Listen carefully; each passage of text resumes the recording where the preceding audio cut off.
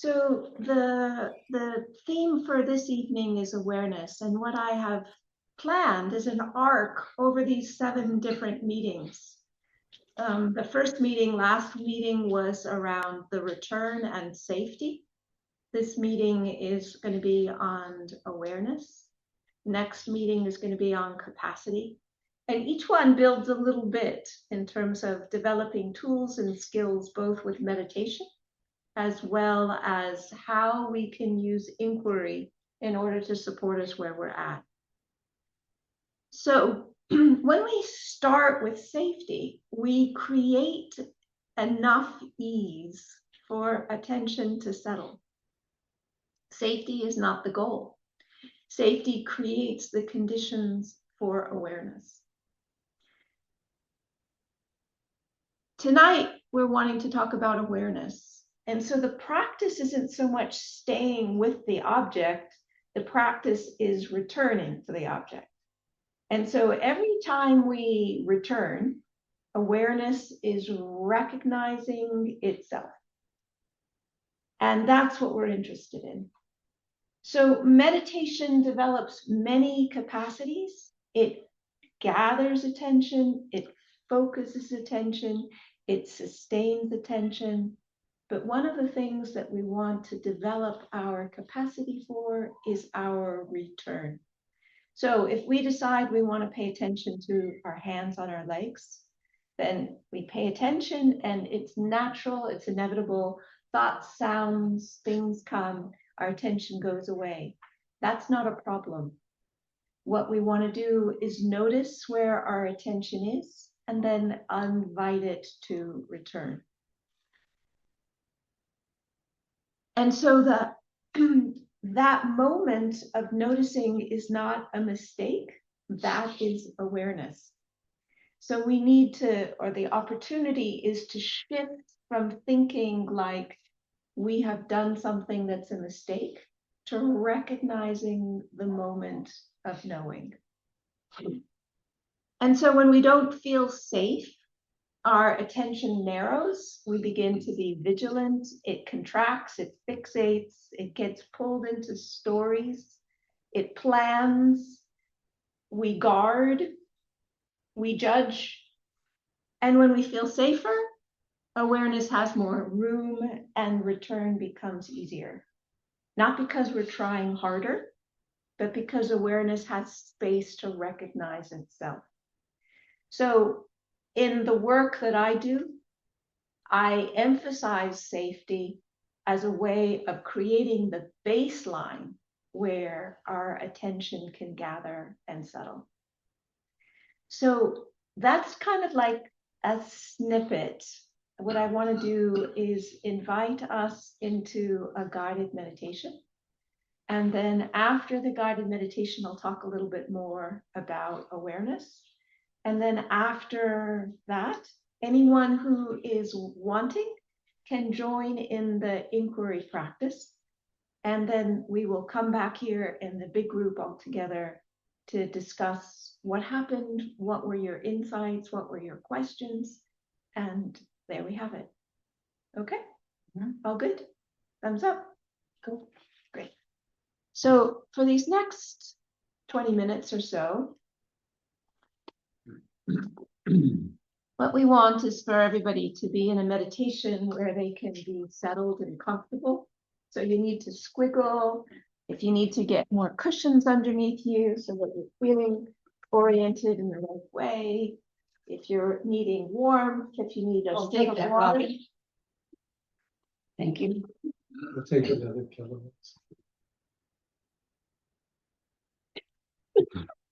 He was not getting up. Thought for pass. So just taking a moment and letting yourself find a place of sitting.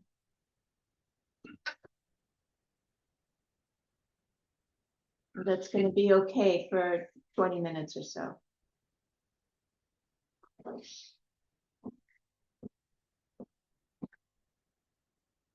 And what I'd like to do before you close your eyes is just orient, look around the space, look around the room, look around your shoulders, Look behind your back.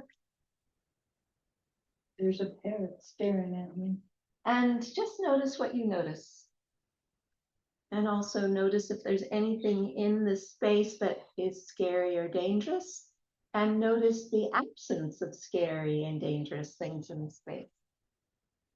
So when you notice the absence of things that are scary and dangerous, notice what happens.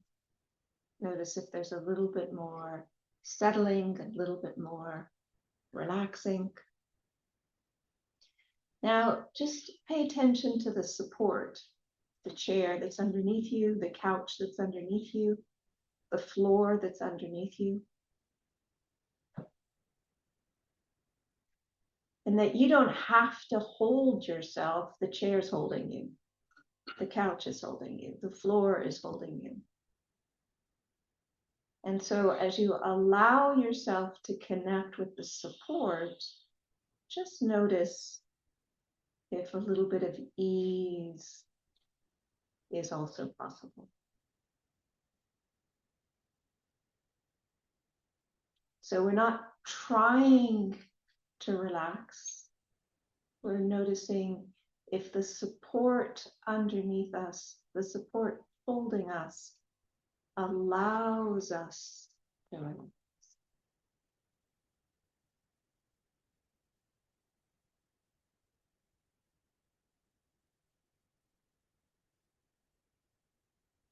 And now the invitation is to choose an anchor. An anchor can be your breath, it can be a touch point, it could be the sounds in the room, it could be awareness itself. An anchor is something that's familiar to you. You're used to it. It's comfortable.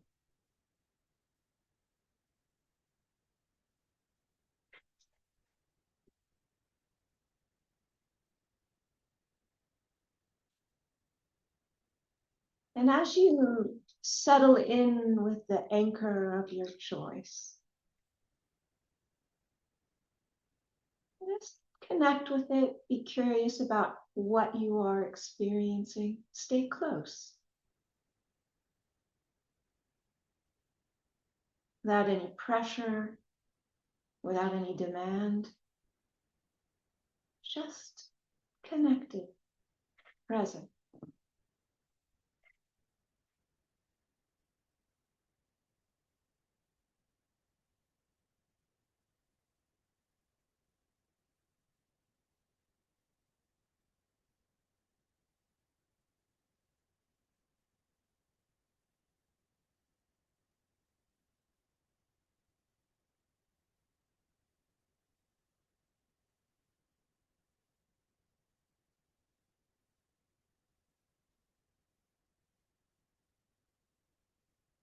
And if you notice your attention moves to something else, just notice it. Notice where you've moved. And allow yourself to reconnect with the anchor. Gently, kindly.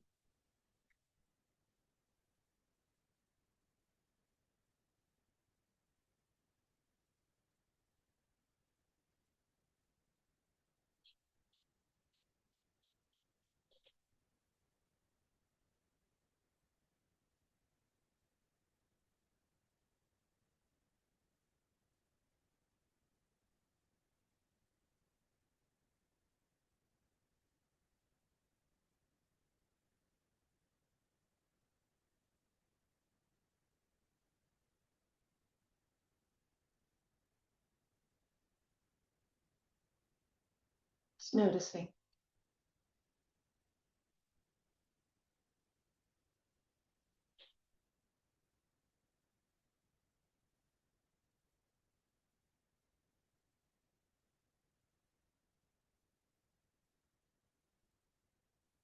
And if your mind moves away to something else many times, then each is an opportunity to return. Again, and again, and again.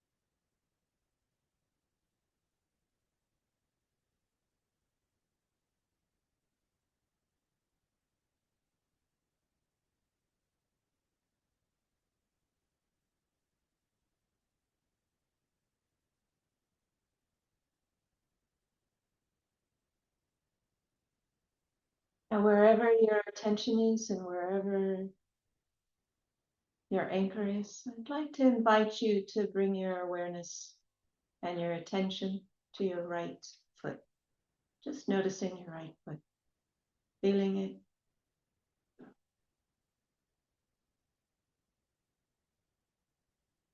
Sensing it. And then moving your attention from your right foot up to your ankle.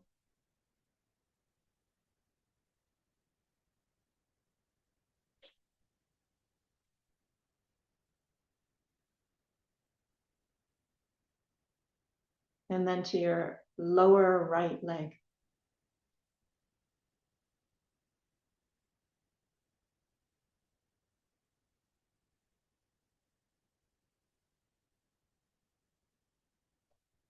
And to your right knee.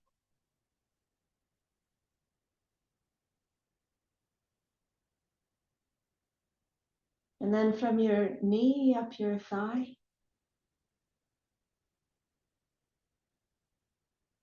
To your right hip.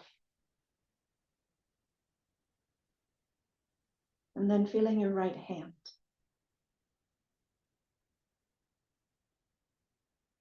And then your right wrist.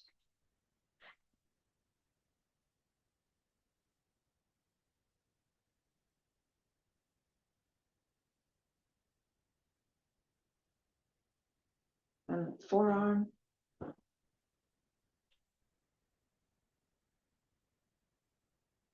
And elbow.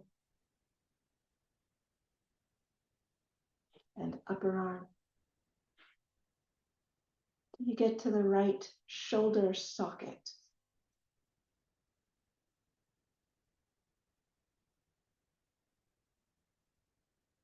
Moving from the right shoulder to the left shoulder socket.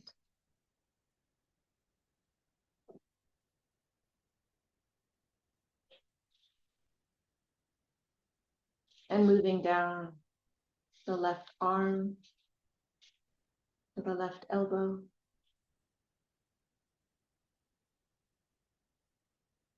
And the left forearm to the left wrist.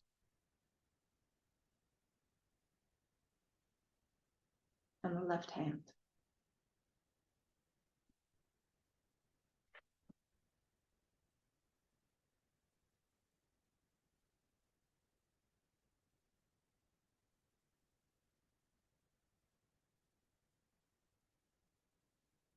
And now bringing your attention to your left hip socket. And down your left leg.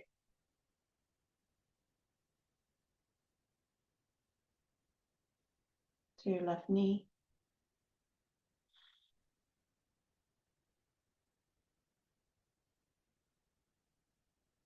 And down your left lower leg until you get to your ankle. And feeling your left foot.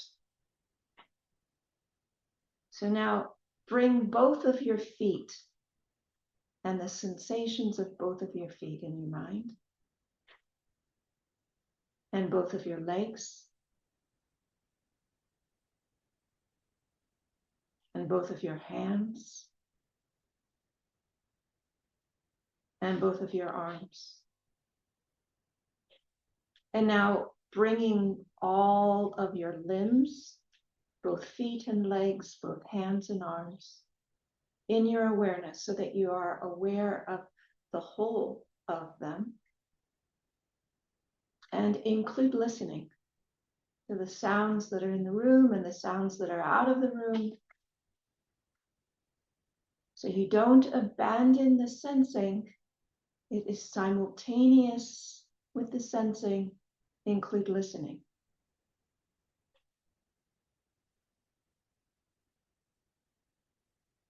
And notice the way your attention is settled inward. We're going to add looking, but we still want your attention to stay settled inward, where most of your attention is inward. If we had to put a percentage on it, we'd say something like at least 60% is inward. So open your eyes just the tiniest fraction to let the first light, the first color, the first glimmer of shape, and just notice how compelling sight is, and it tends to pull your attention, tends to make it super easy to leave the contact with your body and just absorb in sight. So we want to stay with the sensations, we want to stay with listening and allow sight to land. The tiniest bit of sight, we could get used to it. It's different, letting it land rather than pull. Now, when you have a little bit of confidence that you can stay with the sensing and the listening, opening your eyes a little bit more. And for those of you in front of computers above the screen, and continue to relax, noticing the sensations of sensing and listening and letting the sight land.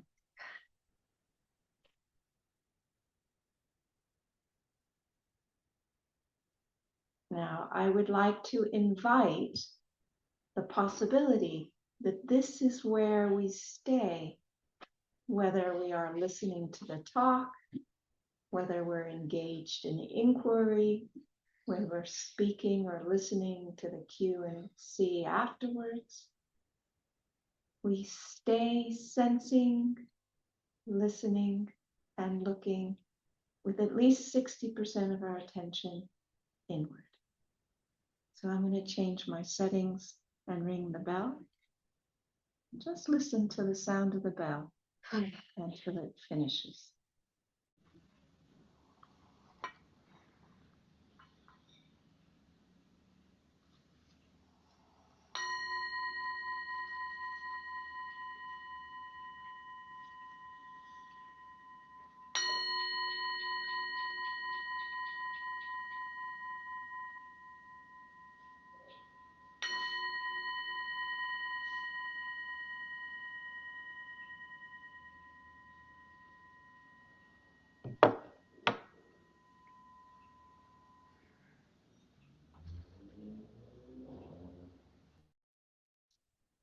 Okay, so what I'd like to do is share a little bit about awareness. Attention is where our awareness goes. Awareness is open, it reflects, it doesn't have a color in it. So one image or metaphor that can be helpful is a mirror. A mirror does not take on the characteristics of what it reflects. So you can have something beautiful in front of the mirror, or you can have something ugly in front of the mirror. The mirror is not impacted by what it reflects. Awareness is like that. It's not taking on the characteristic of what it knows. The difference is that a mirror is a solid thing. It is limited. It is finite. It has edges. It has dimension. Awareness doesn't have to have any of those. So when we are noticing something, our attention gathers, and awareness is recognizing what it is that we're noticing. It notices the feeling of the sensations in our feet. It notices the difference when we move through this arc from our right side to our left side. It notices listening. It notices sound. So one of the magics that can happen with meditation is that we can begin to recognize that we're not the same as what it is that we're experiencing. And that can be a big deal. And it's a big deal because there can be a little bit of space between what's happening and who I think I am experiencing what's happening. Before we see that, we're stuck to it. There's no space. I am what I'm experiencing. So in these last few months since I've come to Ahihik, I've had health problems. My health is up, it's down, it's very down, it's very, very, very down. So awareness can know health, but I am not my health. I can be aware of the sensations and the discomfort and the fact that I don't have very much energy, but something in me is open and spacious and free. I'm not my health. I can make choices, I can get to doctors, I can take remedies, I can try and figure out what's going on, but I'm not the same as my health. And so somebody asked me, how am I? And I said, physically, I'm not very well, but I'm very well in myself. And so when you have the capacity to recognize awareness, it means that things can be happening. They can be pleasant or unpleasant. They can be lovely, they can be unlovely. And we can have a different reference point about where we locate ourselves. This is not a small thing. This is huge. It's a golden key to freedom. We can have disruptive mind states, but we don't have to be identified with them. We can have unpleasant experiences. There can be a little bit or a lot of space around it. So that's what awareness is. It's the capacity to know something and recognize that it is knowing it. So for most of us, it's very simple. You know, these are my hands, this is my leg, this is the floor, this is my water bottle. I lost my water bottle, and I was really, really, really glad when I got it back. So I can have preferences. I like my water bottle, but I can be aware that it's a preference. And so anytime when we have awareness of what's happening, it gives a little bit more space and more possibility for freedom. We don't have to be identified 100% with what's happening. It's an enormous possibility and potential that we can cultivate, and we cultivate it in very simple ways by just noticing what we're noticing. Noticing when we ask our attention to stay with something, stay with holding the water. When I lose it, I drop it, and then I come back and hold it again. So it's simple, but it has tremendous possibility. So this is what I wanted to talk about tonight, and this is what I'd like us all to practice. So some people are happy to do inquiry and others not so much, and that's fair. So nobody has to do something that they're not comfortable with. If somebody on Zoom does not want to participate in inquiry, what I'd like is to ask you to drop off the inquiry and to join us in 30 minutes. And Brad, I'm going to ask you to put everybody in breakout rooms of 2 people each. And the inquiry prompt, the inquiry is you're going to be speaking in a monologue in pairs of 2. And so in each pair, you're going to need to have somebody who's going to time when the speaker is speaking. You're going to speak for 8 minutes. And what you want you to talk about is bring to mind a moment when you noticed you had wandered. What happened? What allowed the return? What did awareness recognize? Did anything change between being lost and returning? That's the monologue. It's that simple. You're talking for 8 minutes about that. And what the encouragement is to stay with direct experience. Not so much story, not an idea, not thinking, just what happened. So inquiry is different than ordinary conversation. Because in ordinary conversation, we free associate and we are trying to connect with the other person, and we're trying to convey a cohesive statement about what's happening. In inquiry, we're staying directly with our own experience and speaking about what happens, and we're moving back and forth between talking about something and noticing the impact in our body, in our heart, as we are talking.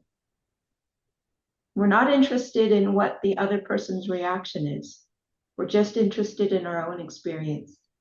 Now, the listener, your job is to listen with 60% of your attention inward. You don't need to reassure, you don't need to interject, you don't need to ask anything while they're talking. Just be with your own experience and noticing what you're noticing. Noticing inside what you're feeling, noticing their expressions as they're talking, with most of your attention in. After their 8 minutes, you have 4 minutes to ask them questions that they can respond to. And the questions that you can ask them are things that you were curious about what they said. When you were talking about what happened when you put your hand on your heart, I'd like to know more. Can you say more about that? So you're asking them questions that deepen their inquiry. You're not trying to analyze or tell or fix or give an opinion. You're asking questions that deepen their process for 4 minutes. And so you ask and they respond, and you ask and they respond for 4 minutes. And then you switch so that the person who was initially speaking is listening and the person who was asking is now speaking. Same monologue. Bring to mind a moment when you noticed you had wandered. What happened? What allowed the return? Now, let me just get that in the chat so that the people who are on Zoom can see it. And I might be fancy enough to figure out how to make that big thing so that everybody here can see it.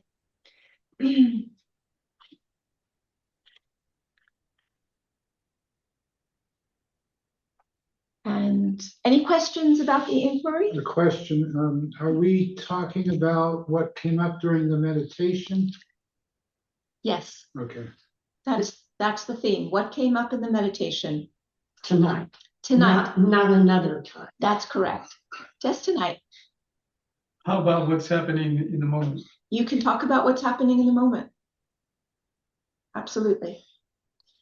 Any other questions about the inquiry? And has anyone who doesn't want to participate, have you dropped off? This is the time to drop off if you don't want to participate. It's a little bit challenging. 8 minutes is a long time. But yeah, we did okay. We mostly we were present. And the thing that was really I appreciate about this exercise is to try to stay present in here, mostly 6% or whatever. And then noticing when I start to slip out, it's like, come back. So that's very helpful. Yes, and it is true. We're not used to doing this kind of thing. And so 8 minutes is a very, very long time for a first inquiry session. But there's a real power in this practice to be able to see what's happening. Mm-hmm. And let me just check something here. Okay. To be able to see what's happening. And then what I notice is that I can see things that I can't ordinarily see just in meditation. Mm-hmm. And that's a unique feature of inquiry, is that it brings the witnessing awareness of your partner. It adds to your own awareness, and it causes the more capacity to see things that are not always available. And it can be a very powerful tool. Yeah. Anyone else want to share? How was that? I was, well, and for one thing, it was very it was very difficult for me to shut out the other people's sharing while I was paying attention to my partner. So one thing I do, because I'm sane, is I go to the other side of the space where they're not right on top of me, so that there's many more feet between me and the next person. So for me, in my inquiry, I'm deliberate about moving away from where the bulk of the conversation is, because it's very hard for me to speak with one person when I'm in a room full of other people talking. Yeah, I found it to be a good practice, though, Yes. to really stay focused on him and what he was saying. Yeah. While this other was happening. And that was one of the reasons I bent over, was it helped me to stay focused on him. It also helped me hear. Yes. But a lot of it was, and when I would set up, immediately my attention would wander over to that side of the room. Yes. So I was oblivious to everything but us, myself. So one of the things that I want to just invite is that when one person is speaking, that we don't share, because it can be a little bit of a, it can be a little activating. So you're welcome to have your experience, and when you want to share, just we'll do it in turn, because then it makes it a little bit easier or contained for each one that's speaking. So there's two parts of that. One is watching the way attention moves, and noticing how when you lean forward, it was both easier for you to hear, but also it helped keep your focus. But the other is structural. So next time I would encourage you to get up and move to another part of the room, so that you have a little bit more space between where everybody else is talking. Yeah, thank you. Anyone else want to share? I'll share. Yeah, it was mostly delicious. I've sat a lot and just being with the sensation of the breath and physical sensations, and just being the observer and hanging with it. So it was pretty steady, and yeah, when I would get distracted by other voices or whatever, I would come back pretty quickly. And what was delicious about it? Just like the sensations, just like the breath, just the energy, the life, the sensation. Just that kind of, there's kind of a joyfulness. It's like life or something. And as you're speaking now, what are you noticing? Yeah, noticing the sense of joy, peace, Yeah. calmness. Yeah. Calmness in the body, Yeah. the voice. Yeah. Okay. Thank you. Anna, I saw your hand up. Yeah, well, I really appreciated doing these practices, the sensing and the meditating and the inquiring that I've been doing for many years, and felt like I haven't made much progress, but I realize that I have. And it was a delight to go back to the basics and just remember that it's pretty simple but not easy. So I appreciated just the simplicity of it, and the clarity. And I've done online inquiries, and so that was actually easier than doing it in person, because there's not the distraction of the other people. So I'm appreciating this. Yeah. And as you're speaking now, what are you noticing? Say that again. As you're speaking now, what are you noticing?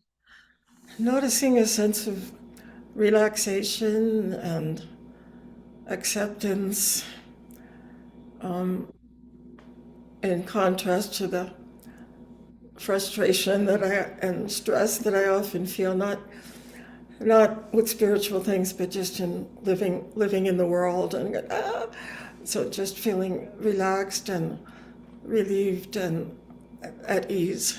Yeah, it feels really good. Enjoy that. Anyone else want to share? Yes, please. Yeah, I went back and forth a little bit between the anchor and what was going on in my body. And I did get to the place where it was more simultaneous, or what I would call choiceless awareness. But I did have a few future thoughts that crept in, and I would start to go out into a future thought, and then I'd bring myself back. So maybe 70% of the time I was present, and 30% my mind would start to drift, and I'd bring it back. And then when you brought it back, what did you notice? Just calmness. And what was the quality of the awareness when you brought it back? I would say reasonably good. Yeah. And does reasonably good have a texture? Does it occupy a space? It's smooth, and it has just a little space. Yeah. Thank you. I saw other hands up, but I'm not sure who else wanted to Hey. shoot. Hey, please. Well, I particularly like the idea of the 60%. I've never appreciated that thought before, because when there was distractions, both in my personal meditation, when I'd go out somewhere and have a thought about something that had taken place, or some person, I was still aware of the 60%. And so when the 60% became more, because I was able to bring my focus back to the center of what I was experiencing, then that was nice. But then I'd drift off again, and then I'd come back. But it was very pleasant, very friendly little give and take. And the same took place when I was listening to my couch mates here. The 60% was very present. And so if there was a distraction by noise or something, or a judgment, sometimes I found myself judging that we weren't doing it right or something like that, then I could rely on that 60%. It became a little bit of a grounding for me. That 60% was grounding me. So I really appreciated using that. So thank you for sharing that, because it's true for many people that first of all, the sensing practice, and then remembering that even when we're talking with people, keeping 60% of our attention inward is how we stay connected in ourself. And when we're connected in ourself, our inquiry buddies can feel that we are more present. So it's counterintuitive. Most of the time we feel that for us to be present, we need to give all of our attention to our other person. Yeah. But when we're actually located in ourself and we're sensing what's happening in our body and in our heart, and we're present to what's happening in our mind, when we're grounded, there is more capacity to be attuned, because we're first attuned to ourself. And our attunement to ourself then translates in what people often experience in our availability and attunement to them. So it's counterintuitive. And it's one of the things that is a lovely thing that can emerge when people learn inquiry, is that they can learn how to just be really present for themselves, and how doing that is very supportive for somebody else. When I say this, what happens for you? Well, I was speculating, my mind was trying to figure this out, what you were saying. But it's kind of like it was going to, yeah, that's because I am you and you're me. So you would be, as a body in front of me, be experiencing my 60% too, I would think. But I am you and you're me is an idea. I know, but that's what I'm saying, I Right. went into my brain. Okay, and so what we're wanting to do is to move between the idea of what it is and the actuality of what it is. Right, the space in between. And just notice what happens in the actuality of what it is. And then maybe the idea is correct, maybe it's not correct, but we don't need to have an opinion about that. No. But what we can do and what we can know is what we experience directly. Right. Yeah. And then we can check with our inquiry partner, what was it like for them? And if they felt us being really present, or if they felt listened to or seen or met. And that's later on, in terms of like attunement and how those things work. Yeah. Thank you. Yeah. Anyone on Zoom?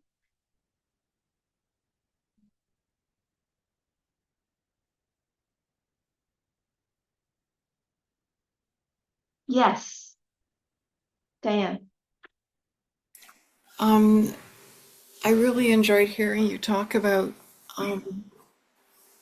the 60% that we bring to this kind of partner work and how it enhances what happens between us. And I was thinking that it's always interesting to me to go first as a speaker or to go first as a listener, because I'm starting to notice that whatever the practice is that we've been given together, when I am a listener and I'm listening to the other person talk about their experience, I actually end up, my listening becomes what it is you are asking us to describe or to talk about, and it's so much richer than thinking back on a meditation that I just had and what was going on, to actually be with another person. It's like it's live in the moment, which is quite unusual. You don't often get that. And I, coming back to the room and then thinking about my experience with my partner, which was very, very meaningful for me. And I have the image of two mirrors reflecting each other, right? Which means there would be nothing there, but there would be everything there. And I just thought that was kind of a funny idea about what we're doing is we are reflecting back all kinds of stuff. That's right. So our presence, when we are mostly with our own sensing, listening, and looking practice, we have a really strong presence. And that presence is then a field of awareness. And that field of awareness is then a support for the other person to do their inquiry. And that's part of the reason why in inquiry you can see things that you can't always see when you're doing meditation yourself. Mm-hmm. Mm-hmm. You have two mirrors, you've got two fields of awareness, you've got two fields of presence. I have no way of describing how they interact with each other, the mechanism. I just can tell you with confidence that they do. Yes. Yeah. Yes. Yeah. But also what you were talking about is the aliveness. And the other thing that I love is the intimacy. There's this kind of like, you can know nothing about a person and do inquiry with them and you drop in and there's this juicy, alive intimacy that's available from just being present with your own direct experience and communicating that. Mm-hmm. Mm-hmm. Thank you.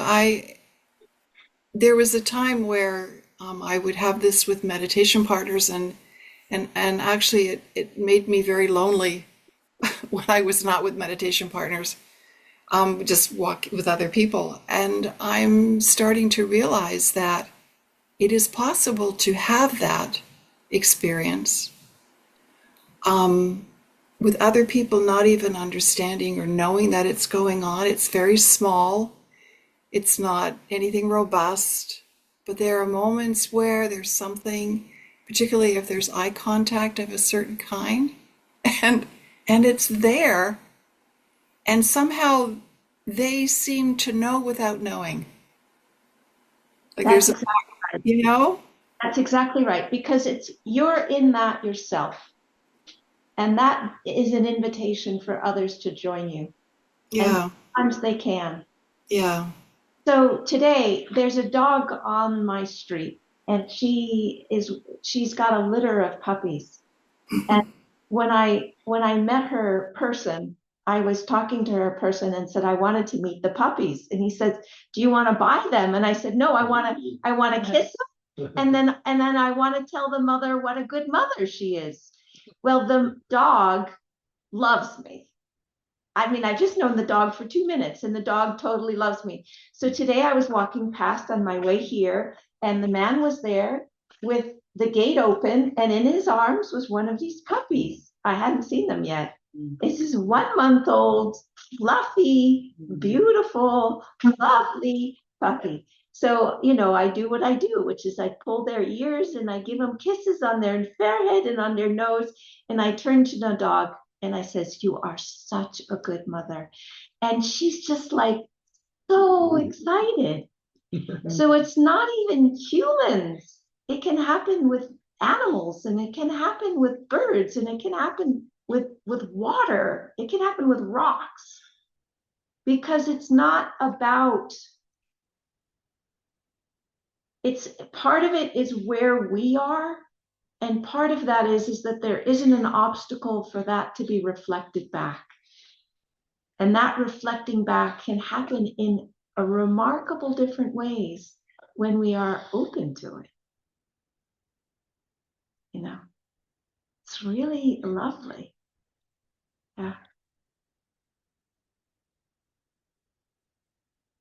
Good. Well, thank you. I am delighted with this evening. Thank you so much for all of you who have joined online. Thank you, all of you who have come in person. Thank you for these lovely hosts who welcome us, that we can be here. And I have a sheet here if you are interested in further emails. There is a donation basket there. It is deliberate for us in this kind of context not to ask a fee to register, so that there's no obstacle for people to attend. So it's an open invitation. Please come. And then the invitation also is that these things are also supported by your donations. And so if you are able to give what is generous, what is meaningful, and what is sustainable. And for people online, there is a link. For people in New Zealand, it's more complicated, but we are working it out. And this is going to continue for the next, until August 5th will be the last one. And each time is going to be a little different theme. And there's an arc. And it's standalone. You can come to one and miss the next one. There's no need for you to make a commitment. But there's an arc that's building in case this is feeling nourishing. Please come, and please let your people know this is here. You're welcome to come. And let your people know it's here. You're welcome to come. Thank you. Thank you very much. Yeah, thank you. And so this one I recorded. And so I'm gonna, because I forgot to turn the pause button on the breakout room. So I'm gonna edit it, and then I'm gonna put it up on my YouTube so that other people can know this is here. And just make it available. Okay. Amma, will you send us, is it the same link tonight as every Wednesday? It's the same link. So you Okay. don't have to register each time. Okay, And thank we're you. not going to send out emails to everybody that it's each time, because it's going to make people crazy. So you'll have to remember and remind each other, because I'm not going to send emails out each time. Okay. I might post it on Facebook, on my Facebook thing, but I won't send emails myself. Thank you. Okay. Thank So you. would anybody like to say what you are leaving with? I'd say just a deeper reconnection to the peacefulness of the moment. Lovely, thank you. I'm leaving with a commitment to stay more present in that 60-40 kind of awareness. Thank you. I'm leaving with 60%. Lovely, thank you. I like 60%. That's easy. Just for me, it's just a reassurance that I'm doing the right thing. For me, it was more of an initial focus, which I didn't understand before, and it was explained it by your directions. Yes, Thank you. thank you. Yeah, I think I'm gonna get up to 80%. I was at 70% on the awareness. So I think I'm gonna try and get up to 80%. Thank you. And anyone online, would you like to share? Yes. I feel, Mimi, oh, go ahead.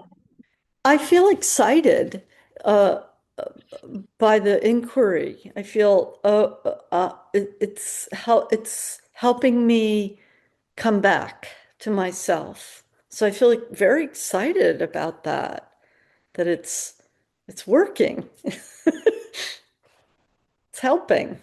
Thank you. You. Yeah. Anna? I'm going to be more conscientious about meditating every day. I was getting kind of frustrated, but going back to these basics is very helpful, and I'm going to commit to sitting every day. Thank you. Anyone else? What are you leaving with?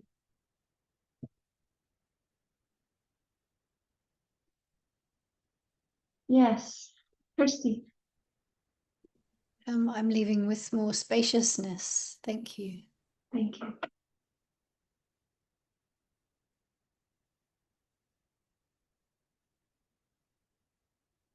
Well, lovely. I appreciate your presence and our gathering tonight. Really appreciate it. So next week, same time, same channel, same Zoom link, and we'll see you again. Bye for now. Thank you, Emma. Thank you, everyone. Have a good week. Right. Thank you. Mara, and how are you doing it here?